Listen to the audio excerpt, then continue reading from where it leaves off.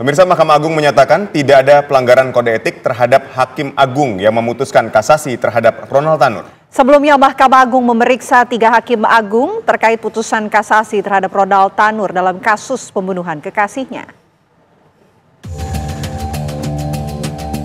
Mahkamah Agung memberikan hasil pemeriksaan dari 3 Hakim Agung terkait dengan putusan kasasi terhadap terdakwa Ronald Tanur dalam perkara pembunuhan kekasihnya Dini Sera Aprianti.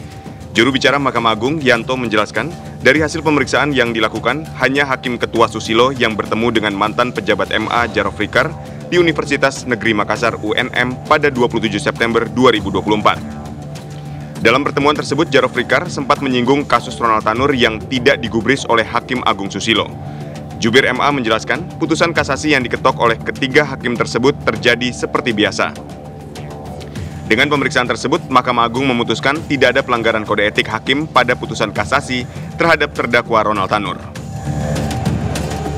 Bahwa pemeriksaan perkara kasasi Ronald Tanur berjalan secara normal selayaknya perkara kasasi pada umumnya.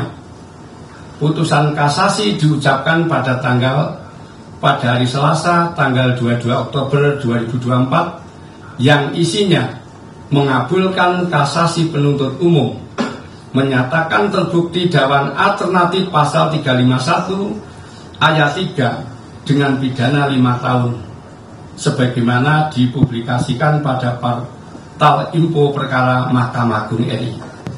Kesimpulan, dari pemeriksaan tidak ditemukan pelanggaran KEPPH yang dilakukan oleh Majelis Kasasi perkara nomor 1466 Kapit 2024 sehingga kasus dinyatakan ditutup.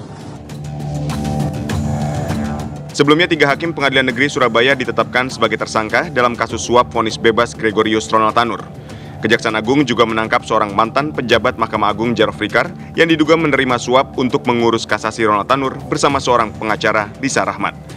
Dalam penggeledahan di sejumlah properti mantan pejabat MA tersebut, didapat bukti dugaan gratifikasi perkara-perkara di Mahkamah Agung dengan nilai lebih dari 920 miliar rupiah dan emas seberat 51 kg. Dari Jakarta, Shena Damayana, Rian Syahrul, TV One mengabarkan.